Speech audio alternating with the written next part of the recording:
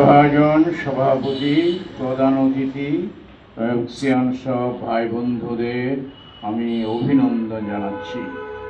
আমি দীর্ঘদিন ধরে অসুস্থ। আজকে এসছি প্রত্যয়ের আহ্বানে। প্রত্যয়ের আমার প্রিয় অনুজ বন্ধু রবি সাহেব বলেছেন এই অ্যাপেক্সের কথা, আসলে ভালো লাগবে। রবিদার কথা সত্যি, আমি খুব দুর্বল অবস্থায় এসেছি, কিন্তু আপনাদের এই মানবতর, মানব কল্যাণমূলক, সামাজিক এই সমস্ত বক্তব্য শুনে বন্যায় সাহায্য করেছেন, চিকিৎসায় সাহায্য করেছেন, ছুটে গেছেন আত্মমানবতার সেবায়। এই যে কাজগুলো, এই কর্মগুলো মনে পড়ে যায় মানুষ মানুষের জন্যে। এই কথাগুলো আপনারা যে শুধু বক্তৃতার মধ্যে নয়, কাজে কর্মে আপনারা দেখিয়ে যাচ্ছেন। এই জন্যে আমি খুব গর্ব অনুভব করছি। গর্ব অনুভব করার আরেকটি কারণ, আমি দীর্ঘদিন ঢাকায় থাকলেও আমি কিন্তু পটিয়ারই সন্তান। তো পটিয়ার সন্তান হিসেবে পটিয়ার মানুষদের এই সামাজিক কল্যাণমূলক কাজগুলো আমার বক্ষ স্ফীত করে তোলে, আমাকে অনুপ্রেরণা করে তোলে, আমাকে সৃষ্টিশীল কাজে প্রেরণা যোগায়। মনে হয় আরো কিছুদিন এই সুন্দর প্রকৃতির মাঝে আমি অবস্থান করি।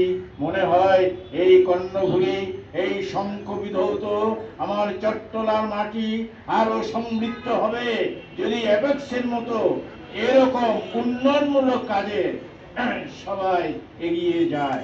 ওই যে বললাম মানুষ মানুষের জন্য। তো আপনারা আমাকে ক্ষমা করবেন, আমি শুধু আপনাদের বক্তৃতা শুনেছি। আসলে সবার বক্তৃতা ভালো লেগেছে। ওই যে এক ভাই প্রতি শুক্রবার মানুষকে খাওয়ান, আহা কি কি মানবতার, কি আহ্বান! আমি তার কথা শুনে মুগ্ধ হয়ে যাই। আপনারা বন্যার্থদের সাহায্যে এগিয়ে গেছেন।